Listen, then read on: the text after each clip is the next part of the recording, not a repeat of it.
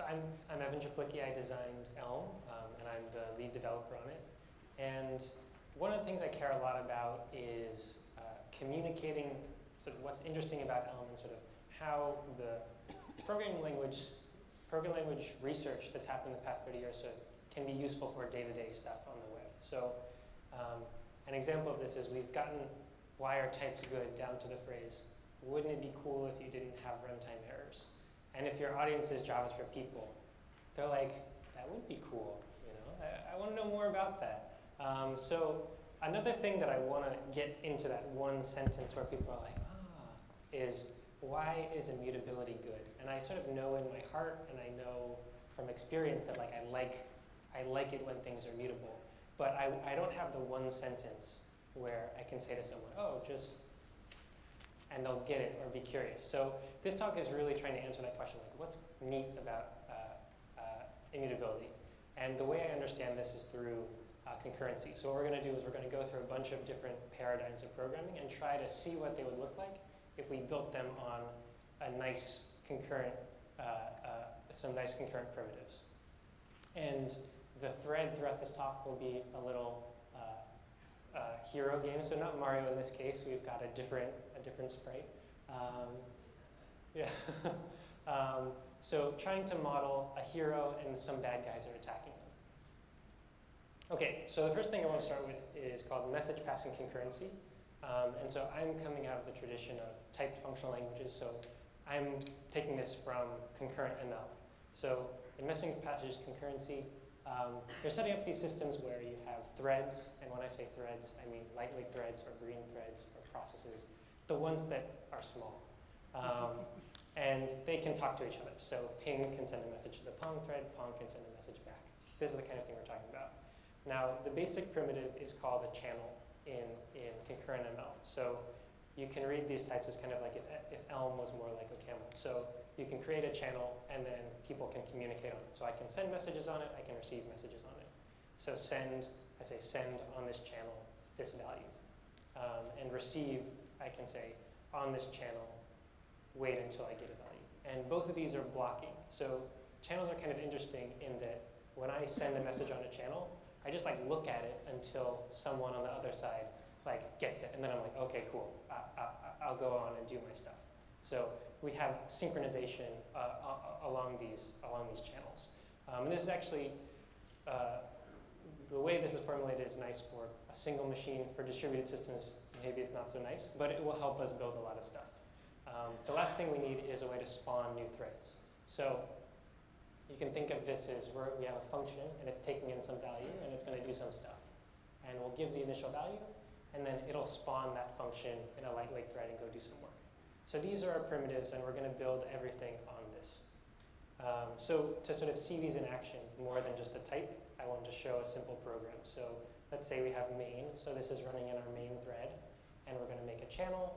We're going to spawn a thread that's running some ping code, and we're going to spawn a thread running some Pong code. And both of them have access to this channel. And then the main thread dies. We finished. There's no more to do.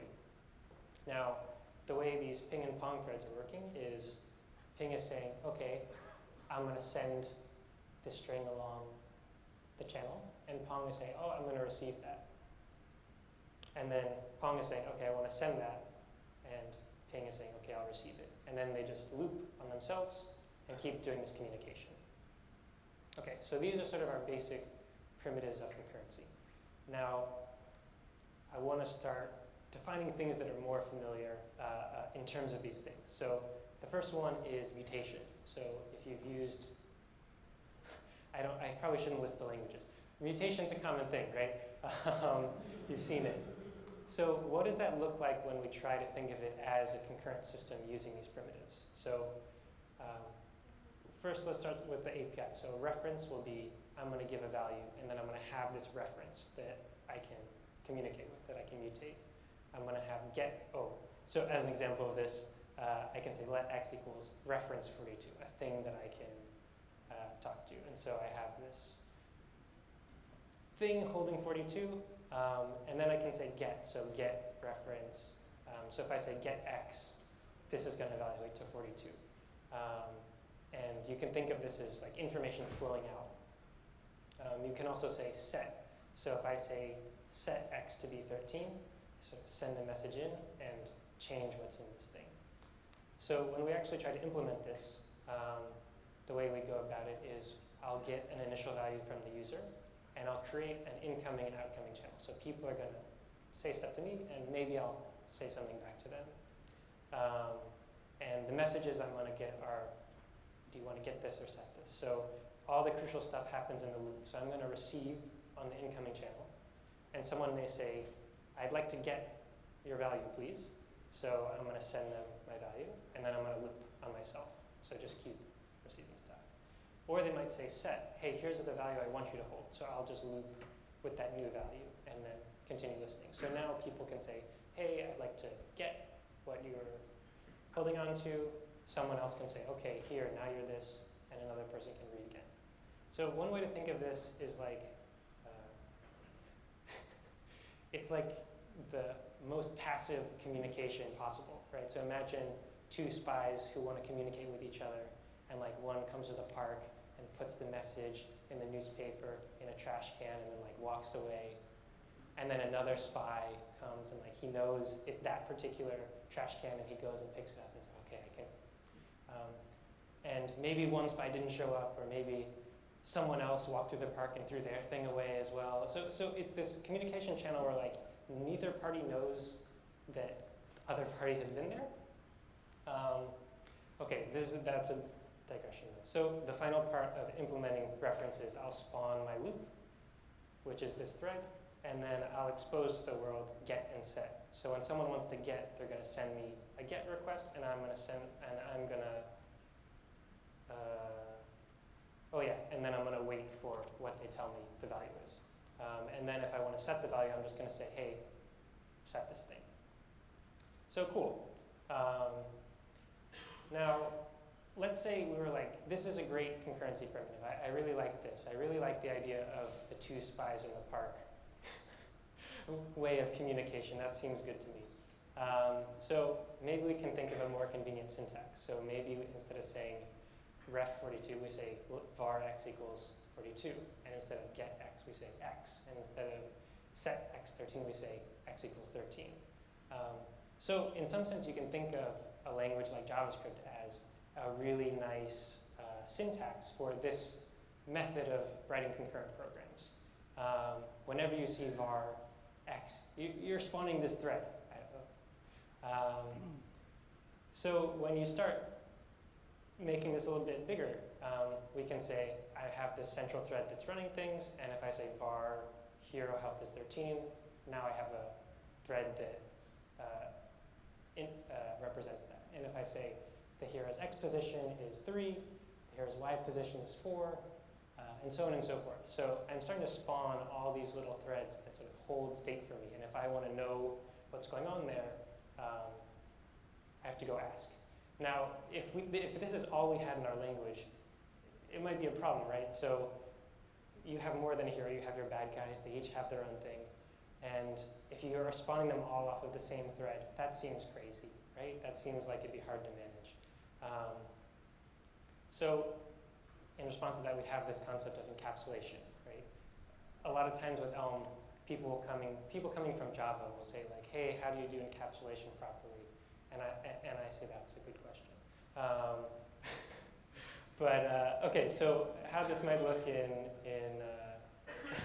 JavaScript is if we wanted to represent a bad guy, not just spawning it off the main thread, we'd say we have these private variables, x and y and health, and then I have these public functions that give me access to that. So someone can follow the hero. So we want the bad guy to be able to like look at the hero and then just like move towards them. Or they can be damaged. So in theory, we have this nice API and no outsider needs to know anything about X or Y or the health. That's all hidden. Now, the way we can think about this as a concurrent system is we can build it on top of refs, right? So when we see the var X, we just map it directly onto creating the ref. So we create these 3 refs. Yeah, so if I were to actually call this in JavaScript, you can think of it as saying, create this first reference, create the second reference, create the third reference, and then I have these two functions that is going to be like the bad guy, and that's also a reference. So I can get the bad guy and then use his functions. I can set the bad guy to be some totally different thing and then use its functions to access what's going on here. Okay, so now we have this encapsulation thing. So we're like, yeah, let's make a bunch of them, right? So we have an array, and it's got a bunch of bad guys in it. And then we're like, yeah, this is going great. Like, now we have our main thread, and it has the array, and then the hero's over here. And we have this nice hierarchy now, right? We have this class hierarchy, and if we're in Java, maybe hero and bad guy are subtype of like the entity, and like it's shared, and it's great. The point I'm trying to make here, though, is that hierarchy isn't the same as modularity. On paper, we have a nice separation of concerns, but when we actually start running our program, things look very different. So let's say our hero wants to look at the nearest bad guy. Okay, so he's going to want to know about this information, right? He's going to have to get those values. So in some sense, he's able to do some communication there. And the bad guys all want to be looking at the hero. So they need to know about its X and Y as well. So as you start to run your program, you're sort of adding on, in the sense that if a reference to the hero's X ever makes its way across to here, I now can change that myself, right? So I'm changing the architecture of my application, and most of the stuff that's exciting in this program is going to happen in these interactions. So I've created this hierarchy, but most of the action is happening sort of outside of that. The most egregious version of this is if you have getters and setters on your internal variables. Because in some sense, you're just saying, hey, everybody, you can communicate with me. And like, I don't know who you are. I'll care eventually when I have a bug, but I don't know. Oh yeah, okay, yeah, there's one last thing here. So I removed, I don't know if you can see it right here. If the array is like, okay, we're done with this, well, the hero is still pointing in that thing. So this is kind of indicating the kinds of issues you're going to start to see. The hero is now pointing at a thing that doesn't exist. So the thing that removes a bad guy also need to know that the hero is pointing at certain bad guys. You're starting to get these kind of crazy bugs because you have this concurrent system that just like is weird. And now, I know there are a lot of Erlang people, so maybe you're looking in this and you're saying like, oh yeah, that's how concurrent systems look. The point I'm trying to make here is just, when we think of it this way, as a concurrent system, do we feel good about it? I don't know either way. So the meta message here as well is like that there's something anti-modular about mutable references. When I reveal information to someone, I'm also giving them the ability to change that information, which seems weird, right? Like if it's like if someone gave you terms of service and then you just like changed all of it and then they were like, that's fine. Like, I mean, that might be cool, but odd. Okay, so this is gonna get a bit crazier. And so before we move on, the next step is event loop, thinking about something like JavaScript, how event loop fits into this. I want to talk a bit about schedulers. So I know in JavaScript world it's common to say, well, JavaScript is single-threaded, so we just like don't have to worry about any of this stuff. So I want to build a bit of foundation about that. So there are different kinds of schedulers. One is called cooperative. So let's say you have some functions to run, two functions. A cooperative scheduler is going to say, okay, I'm going to choose this one and then run until it's done. So even if other threads come in the meantime, I'm going to have to finish that. So when I focus on this big guy and start it off, and then a bunch of other work comes in, I'm still going to have to like finish all of that work. And in the meantime, like this guy actually precedes that, but we had to wait until it was done. So the other kind of scheduler is preemptive. So we can start with the same two threads. We focus on this one. We get a new thread partway through. We finish. We focus on this guy. New threads come in. and we say, you know what, this is taking too long. Let's focus on something else. And then we go handle a bunch of other threads before we return. So preemptive means you can just bail, go work on something else, and then come back. Now, the big point I want to make here, oh yeah, okay. So languages that do these kinds of things, Go uses cooperative concurrency. That's what I can find online. That I guess it's true. Erlang and Concurrent ML use preemptive. There are a bunch of other languages that fall on different sides of this. They make their own arguments about which one is better. I have my own opinions. The big point here is that concurrency isn't the same as parallelism. Okay, so this is like whenever you talk about concurrency, someone's going to be like, hey, but this distinction. So just know, it's like the test that people will do to you. Concurrency is we have multiple things to run, and we are deciding, and they're going to sort of interact with each other in some way. Whereas parallelism is just like we're doing multiple at the same time. So in the examples we saw, one of them would be highlighted at a time. Parallelism would just mean that more than one was highlighted. It wouldn't fundamentally change that we're working in a concurrent system. It would just change the evaluation. Okay, so that brings us to the event loop. And this is what you have in JavaScript, which is single-threaded. But we're still working in a concurrent system. And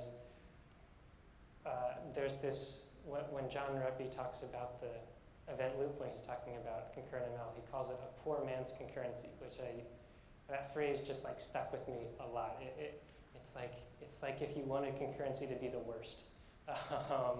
So to put it into JavaScript terms, when you say something like set timeout, callback 0, it's the same as saying spawn a callback. Like you just have this function that's going to run at some point in the future, and there's a scheduler that's relatively straightforward. It says, okay, I have these things to run, I'll do them in order. So if we think of a program that's using this style of concurrency, let's say it's some sort of social website, and it's got a navigation bar and a feed of stories, and then some ads on the right side. So these would be modeled as references, and they may have substructure. Now, with each of these things, maybe it would have some sort of on-click handler. So if I click on the navigation bar, I'm going to run my navigate function, and maybe it's modifying the feed. Maybe it's saying, if you navigate to this thing, I'm going to show this kind of stuff. And then that'll go away, it's done. And then I have fetch story. So if I click on feed, maybe I'm asking for a new story. And let's say that story is, hey, your cousin went to the beach today.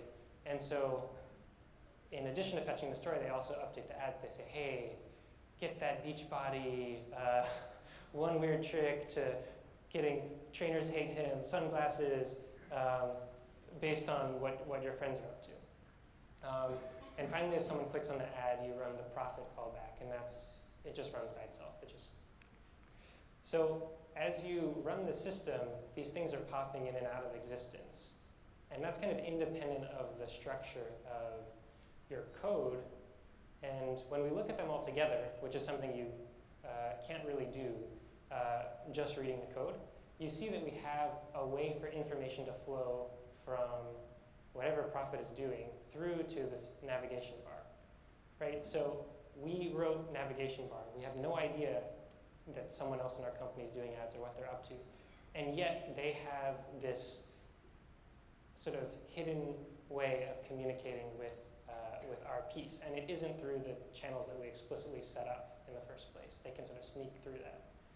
So what this means when we zoom out to our hero and bad guys is now we have like threads popping in and out of existence who are just like modifying things everywhere. And then those things already depend on each other in certain ways. So we're creating the system that like, it's really hard to keep track of what's going on. And when people add new things, it can interact in really subtle ways. So one way to react to this is, I didn't mean to do that. That was dumb. When you think of this, hey, we're trying to coordinate between these things, and we have this communication channel that is the two spies in the park. What if we had something where it was like a notification on your phone. So when the spy sent you a message, it'd say, hey, go pick up the thing from the trash can. So this is kind of what reactive programming is going for. And when I say reactive, I mean someone who will say like everything is a stream. So the kind of reactivity you'll see in JavaScript. So when we think about this as a concurrent system, the mapping is pretty straightforward actually. So instead, there's a concept of a stream where values are coming to you. We can model that as a channel where messages are going to be passed. And so when I say stream, you can think of it as this green dot. There's some stuff coming in from the world, and it's being piped into a channel, and I have access to the end of it. I can just like hear about stuff. And the way you build up things in this setting is with these combinators. So one of them is map. I have a stream, and I have a function that I want to apply to all the values in that stream. So the way we do this as a concurrent system is we know we have this channel coming in. So when I say, okay, I'm going to take in my function and my stream, and I'm going to create an outgoing stream that someone else will get at the end of this, my loop is going to be receive whatever is coming in here, and then send out that, but with the function applied to it, and then just loop and do the same thing again. So then we spawn that, and we give the out stream. So when you say map over the stream, you can think of it as spawning a new thread that's doing some computation. And this gets a little bit crazier when you realize, in this case, we didn't hold any state, but we can actually have threads that are holding state as well in this thing. And we're just spawning all these threads as we use these stream combinators. Now, when folks with my background talk about reactive programming as it shows up in JavaScript, sometimes they're like angry, and they'll talk about glitches and how Flatmap is weird. I'd like to talk about them, not because I want to be like, but because I think when we think of this as a concurrent system, both of these things are elucidated in some way. So when we think about glitches, the basic setup of it is we can create a diamond where we have a stream that's giving us information, and we map square root onto that, and we do that again, and then we merge them with an equals. So when you read this code as a JavaScript programmer, and I've seen this happen with a team I was talking with, they wrote this kind of code, and then they were very surprised when the output stream wasn't always true. Right? This is what people call glitches. And when you look at it as a concurrent system, it's not so crazy. Right? So I'm going to send messages to both of these threads, and they're going to send messages along. But nothing about this says, oh, this should be synchronized, or like it just doesn't, there's no guarantee here. If someone wrote this as a concurrent system, there'd be no expectation that the end result would be true all the time.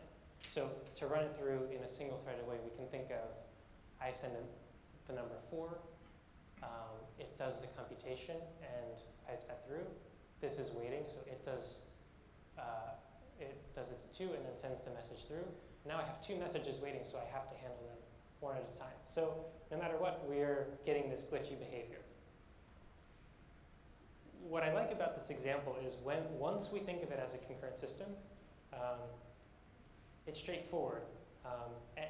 And what it's getting at is, if people knew they were writing the system, I don't know if they would write it. Right? Like once you know, is that really what I want to do? And I think in some ways streams, in that they're hiding this underlying thread structure, make it harder to do that kind of calculation. Okay, so Flatmap. This one's interesting just because people from the functional reactive world are like, what does Flatmap even mean? What does it even mean? So we can give a mental model for it at least. So Flatmap is like map, except instead of just transforming the values we get, we're going to create a whole new stream instead. So it's a little bit trickier to explain, but you can think of this guy as spawning a thread, right? In that a stream is a channel that we're talking about, and it's got to be fed by something. We have to spawn that substructure. So the first thing we'll do is create an out stream. So we get our stream in, and this animation is in a weird order. We have a stream coming in, and let's see what's next. Okay, yeah. So in the end, we're going to spawn a loop that's going to do some stuff, and then it's going to talk to an out stream. So the person who is getting the resulting stream is listening here. Now, all the interesting stuff happens in the loop. So what the loop's doing is it's going to be listening for inputs, and it's going to be listening for all of these substreams. This part's a bit tricky. So first, we're doing this multi-receive thing. I defined it. I don't want to get into it because it's tricky. But essentially what it's doing is whenever it gets a message from the original input, it's going to tag it as an input. And whenever it gets a message from one of these streams that have been created, it's going to tag it as an output. So if I get a message that's an input, I'm going to say, okay, cool, spawn that thread, and then add that to my list of local streams. So if I get input of something, I'm going to spawn this structure. And maybe this is going to give me values. So they'll be tagged with output. I'll get that, I'll send it to the outstream, and then loop again. So essentially, I have one path to listen to, hey, spawn new stuff, and another path to listen to all the things I spawned and forward them along. So as this runs, we're going to see more and more things get spawned. So maybe we have another input, and it's talking to us. And maybe we have some other thing, and it happens to be pointing at the same input as this. So what we have here is kind of a thread pool, but really bizarrely done. So the question, the way I'd want to think about this would be, let's say there's a situation, and you ask a person, would it be appropriate to use Flatmap in this situation? And then you have the same situation, and you're like, would it be appropriate to use a thread pool in this situation? And based on this understanding of things, you should always get those should always be the same answer. But I don't think that's what would happen if you went out and even if you asked the same person whether they think that's the case. So, okay, so that's sort of a way of thinking about reactive programming, but let's come back to our hero and bad guy situation. So I'm taking very literally this idea of everything should be a stream, and I'm doing it in a style that I have seen a team do, which is to say it may not be the most enlightened version, but based on the basic guidance of this approach, it's what you might end up with, and close to what I've seen people end up with. So the first thing it's exciting to do is like, oh, we have these inputs from the world. So I have keyboard and mouse. And I know that if I'm paused, then I want to care about keyboard, and if I'm not paused, then wait, maybe this is a good example. So we want to filter it out based on what the pause state is. In some cases, I care about the mouse. Other cases, I care about the keyboard. And then maybe there's going to be some pause thing, and it's going to feed into those filters, and that's going to make it so I don't react when I don't care. Cool. This is like the 101 version of things. Now it's, okay, I don't know exactly how it's going to fit with stuff, so let's just try to define a hero. I know he has an X and a Y and an angle, and I know the angle will affect the X and the Y, because if I'm facing this direction, then I want to move in that direction, or vice versa, or not vice versa. It depends. And the X and Y also depend on the keyboard, so those are going to be inputs as well. And maybe we want health, and the health will depend on the X and Y. Maybe you're standing on lava. Maybe you've run into a bad guy. And the health is also going to influence whether or not we're paused. So let's say if that goes to 0, then I want to go into a pause state, and then that's going to affect my keyboard stuff, and that's going to affect X and Y is going to affect health, and then health is going to affect whether or not I'm paused. So okay. So we also want bad guys. So here we'll have a similar setup. The angle will affect the X and Y will affect the health. And the angle is going to be based on where my hero is. I want to be looking at the hero. And I spawn a bunch of these, and they're all based on X and Y. And then the hero should be facing the closest bad guy as well. And then maybe I want to model the pause screen, and there's a keyboard shortcut to go there. And then I move the mouse around, and then that affects whether or not we're paused. And then maybe I can apply a potion to my hero. What I'm getting at is, this is crazy. This is like, if I had to decide, if someone came to me and said, I want to design this game with heroes, and I've designed an amazing concurrent system, and then they showed me this, I'd be like, I don't know. I don't know about that. And so what I'm getting at here is, if the underlying representation is so weird, does that, like, people should know and take that into account, right? So, and it's not to say necessarily that this direction is bad, but it's that if we use this framework, maybe we can design something that makes more sense, that would have a nicer structure. Okay, so the kind of two big points here are, one, that writing high-quality concurrent programs is hard. I think there are enough Erlang people here that we can confirm that. Or maybe they'll say it's easy because they do it right. Another one is that everyone's accidentally writing concurrent programs, right? So if you're writing in an object-oriented language like Java, if you are using some sort of reactive thing, if you have mutation, if you have the event loop, like, you can think of it as this kind of system. So the question I kind of want to ask here is, do we keep making things up, right? Do we just like keep going in this direction where we don't have this foundational approach? Or do we say, maybe we should learn how the concurrency people think about this stuff? So finally, this brings us back to immutability, the whole point of this talk. So if we want to understand why immutability is good, well, let's try to understand it in the same way that we've been for everything else. Let's try to represent it with some concurrency.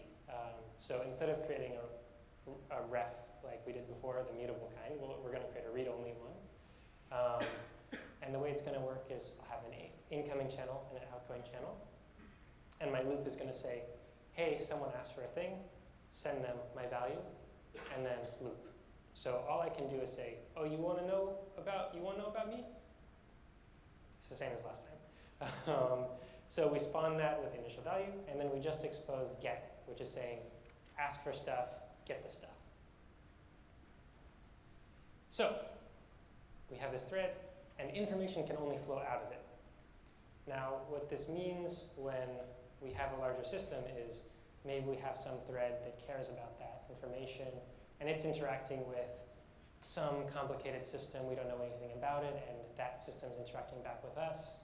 And we've got another thread somewhere else, and through some craziness in here, the read-only reference gets passed along here.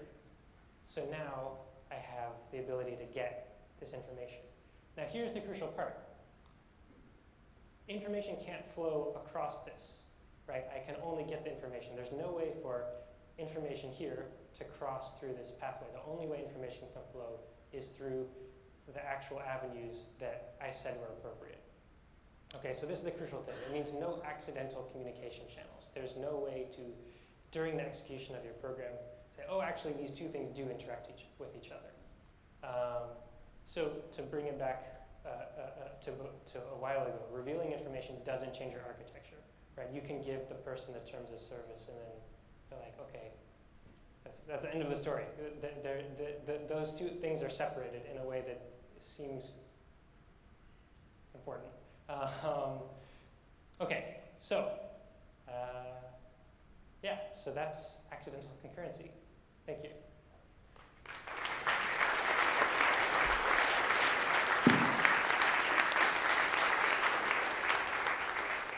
And I wanted to say one last thing.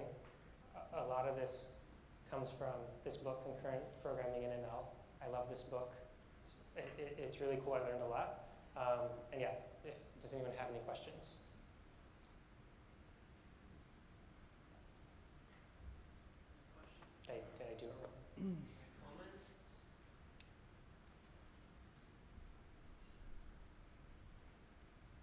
Okay, cool. That's okay.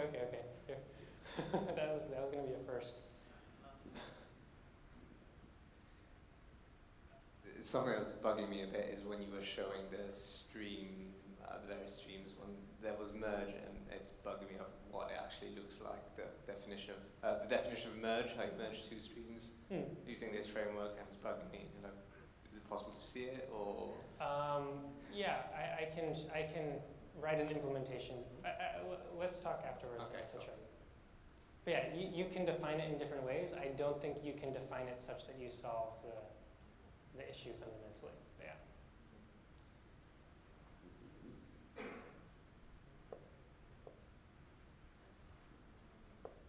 Oh, there's one. Do you think there are other guarantees other than immutability that are very, very important for writing programs, not only concurrent, but in general, like determinism and so on? Say it again? Determinism? Deterministic programs?